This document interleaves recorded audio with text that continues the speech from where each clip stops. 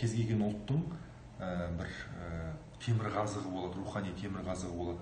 Сол үшін біз әлемдік деңгейде дамыған Қытай елін алсақ, ол Конфуций, ол данасының негізгі жаңағы әңгімелер мен кеңестер деген үлкен еңбегі бар, соны темірқазық ретінде алады. Жалпы біз кез келген ұлтты алайық, сол үшін неміс ұлты Кант алады. Енді жалпы Абайға оралатын болсақ, Абай біздің темірқазығымыз ретінде неге көкейтесті?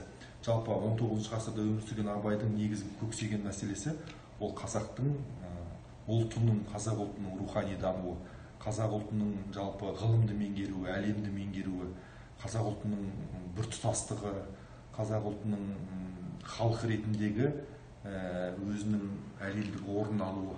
Жалпы Абайдың кез келген ойларына, қара сөздеріне қарап отыратын болсақ, адамның рухани дамуына, рухани кемелденуіне, ұлтқа қызмет етуге деген идеялармен шақырады. Жалпы Абайдың 8 аяқ деген өлеңінде Абай айтады: адал бол, малтап, адам бол, малтап, адал бол, байтап дейді. Енді бұл жердегі айтып отырған мәселесі адалдық мәселесі. Ол адам идеясында бірінші ғылымға деген көңіл бөлу, ғылым мәселесі, екінші әділеттілік мәселесі, үшінші рахым мәселесі. Толық адамның үш сипаты осы үш негізгі қасиетті арқылы келеді. Ғылымның негізгі әр жағындағы идея ол әділеттілік пен рахымға қызмет ету керек деп айтады. Ғылым таза өзіндік деңгейде ол мүмкін зұлымдыққа, басқа жаққа қарай, теріс адамдық қасиеттерімізге қарай қызмет етіп кетуі мүмкін, қызмет етіп кетуі. Сондықтан толық адам идеясында ақыл, рахым, әділетке көңіл бөледі.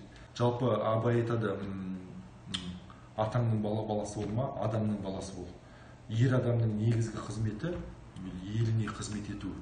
Жалпы өз үшін ғана еңбек еткен, өзінің қамын ғана ойлаған адам ол өз үшін оттаған хайуанмен тең дейді. Сондықтан біз ұлттық мақсатымыздың негізгі жерінде елге қызмет ету, отанға, ұлтқа деген сүйіспеншілік мәселесінде көңіл бөледі.